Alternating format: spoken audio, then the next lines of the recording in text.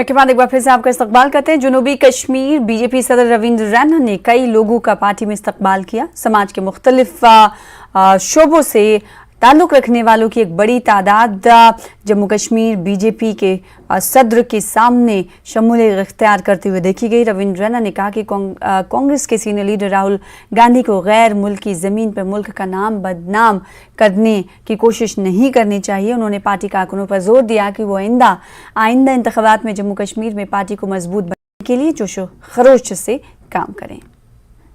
रहना इस देश में, सुख सुविधाएं सारी इस देश की, और फिर भारी कीमत राहुल गांधी जी को चुकानी पड़ेगी जो देश का इन्होंने अपमान किया। बीजेपी के सीनियर लीडर और साबिक एमएलसी गिरधारी लाल रैना ने संजय शर्मा के लवाहिकीन को मुनासिब मुआवजा देने का मुतालबा किया है। संजय शर्मा को हाल ही में पुलवामा के आसन एरिया में दहशतगर्दों के हाथों उन्हें मार गिराया गया था। जीएल रैना पीएम पैकेज मुलाजमीन के मामलात को देखने के लिए तश्कील दी गई कोर ग्रुप मीटिंग के रुकन भी हैं। उन्होंने कहा कि पीएम पैकेज मुआवजे के अलावा हुकूमत को कश्मीर में करने वाले तमाम मुलाजमीन की हिफाजत और सिक्योरिटी को भी यकीनी बनाना चाहिए। उन्होंने कहा कि हुकूमत के पास अक़लियती बिरादरियों से ताल्लुक़ रखने वाले मुलाजमीन के तहफ़्फ़ुज़ को यकीनी बनाने के लिए पहले ही एक मनसूबा है और इस सिलसिले में मज़ीद इक़दाम करने की ज़रूरत है। जिनकी असन पुलवामा में हत्या कर दी गई थी, उनकी जो फैमिली है वो जम्मू आ चुकी है और उनकी मांग है कि उनको क्वार्टर्स दिए जाएं, उनको कंपनसेशन दिया जाए। बीजेपी के सीनियर नेता और फॉर्मर एमएलसी जीएल रैना ने भी ये मांग उठाई है, इनसे बात करेंगे। आपने भी मांग उठाई है कि उनकी फैमिली को कंपनसेशन मिलना चाहिए, मदद मिलनी चाहिए। निश्चित रूप से देखिए, संजय शर्मा जी एक बहुत ही गरीब परिवार को ऐसे वहाँ से आते हैं जो एक एटीएम की गार्ड की नौकरी करते थे। वो खुद बीमार थे, समाज की सहायता से ही वो अपना इलाज करा पा रहे थे। उसमें भी पूरा तो खैर समाज भी नहीं कर पाता है।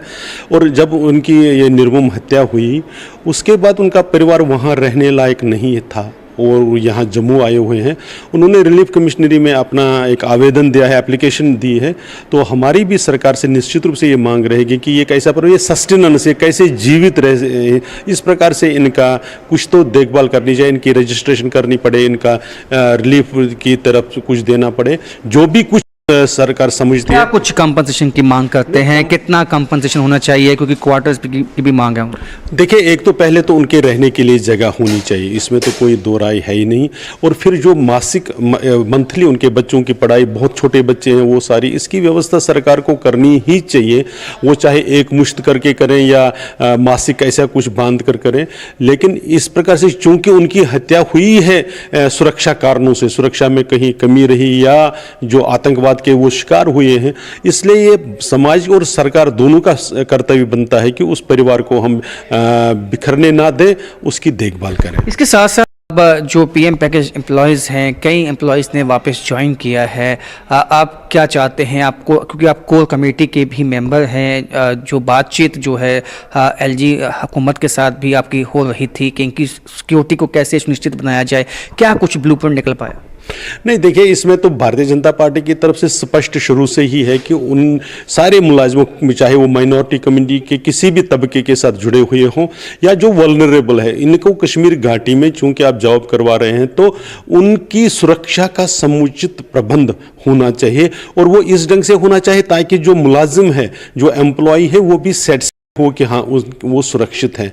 अभी उसमें कुछ बहुत से कदम तो उठाए गए हैं, लेकिन अभी वो तसल्ली बख्श नहीं है।